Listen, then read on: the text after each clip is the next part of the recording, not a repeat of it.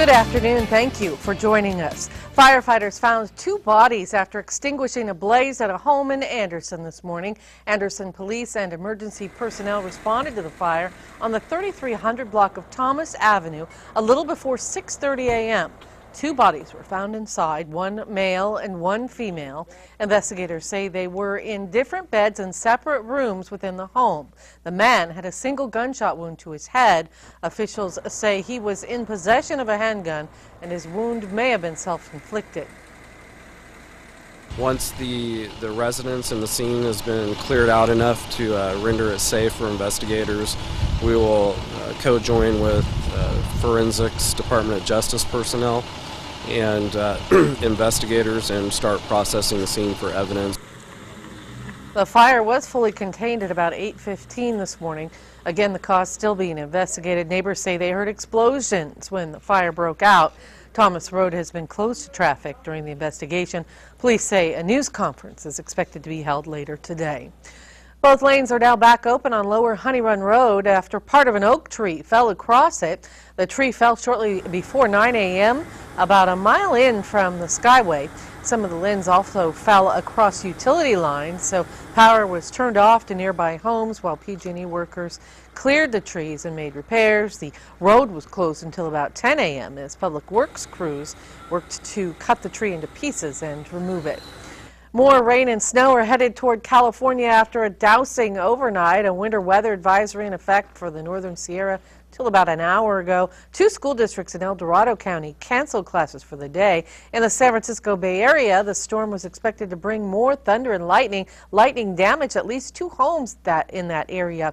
Yesterday, it also struck several planes, although they continued to operate normally. So snow started falling on the upper ridge in Paradise and Magalia last night, with more coming down this morning. Action News Now meteorologist Jason Achu brings us reaction from residents. The cold storm that moved through Monday night brought heavy rain to the Sacramento Valley, but residents in Magalia were treated to a winter wonderland. Mother Nature's been pretty unpredictable lately, so nothing really surprises me. Fortunately, I'm prepared as you can be. I have a 4-wheel drive and dressed warm. Not everyone is fond of the freezing temperatures. I don't mind it. It's not my preference. It's a little cold for this now. I'm ready to be warm and laying in the sun. Others are happy to see the snow falling and know it's great to see during our severe drought. It's starting to stick, you know, it's staying on the trees and stuff, so that's great. So that means there's snowpack up higher, so that's what we need. We caught up with some local youngsters who are more than excited to play in the snow.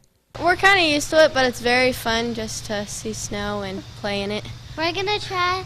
We have a big old puddle in our yard, and me and my brother are trying to ice skate on it, and we're trying to make an igloo. Whether you like it or not, everyone we spoke to says it's long overdue. We really need it, you know, it's long in coming, but it's good to have it. You know. Reporting in Magalia, for Action News Now, I'm meteorologist Jason Achu.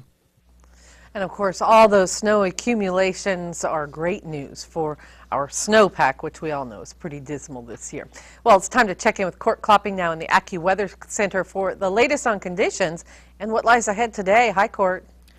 Good afternoon, Linda. As you just mentioned, the snowpack not looking great. We're seeing it about 21% of the average for April 1st, and we are seeing a little bit of a bolstering of that for the last 24 to 48 hours or so. We'll see more snow on the way forward today, but again, we are far short of what we'd like to be, less than a quarter of where we'd usually be this time of year. Here's what we're seeing so far today. Outside, we have plenty of scattered showers making their way through the North State. Rain and snow. You can see rain and snow indicated by the pink, just snow indicated by that blue, and the green and yellow indicating some showers out there, the yellow indicating the heavier precipitation we're seeing, and we're seeing plenty of lightning off the coast right now. That's going to be heading in over the next several hours, so certainly expecting a bit of thunderstorm activity out there for your afternoon forecast across the North State, especially in the valley, and that's being brought on by that system that's still spinning just off the coast between California as well as Oregon, and that's going to continue to progress down through the southeast of where it is right now and head straight through northern California. So currently spinning just off the coast. This is what we're seeing out there right now. You can see that system, the center, off the coast of California, now continuing to track through the region and draw in plenty of moisture ahead for the rest of your Tuesday, and it looks like that's going to head in for tonight as well. Coming up in just a bit, we'll check back in, let you know just how long this system's looking to stick around, and talk about some warmer weather on the way in your extended forecast. Linda? All right, thank you, Court. In other news today, a Red Bluff man is behind bars after allegedly assaulting a man with a hammer. Police arrested Jeremy Hamilton on suspicion of assault with a deadly weapon, felony battery, and driving on a suspended license. Detectives from the Red Bluff Police Department identified Hamilton as the suspect in the attack on a 32-year-old man that was reported Saturday evening on Monroe Street. Police say the man was hit in the head with a hammer. Hamilton was booked into the Tehama County Jail. Well, weather may have played a role in an accident in Chico that left a motorcyclist hospitalized. It happened about 9:45 last night at 5th and Mangrove. According to police, the motorcycle was heading east on 5th when a car turned left in front of the bike at Mangrove. Police say the driver of the car didn't see the motorcycle. Officers were not sure about the extent of the cyclist's injuries. He was taken to the hospital by ambulance.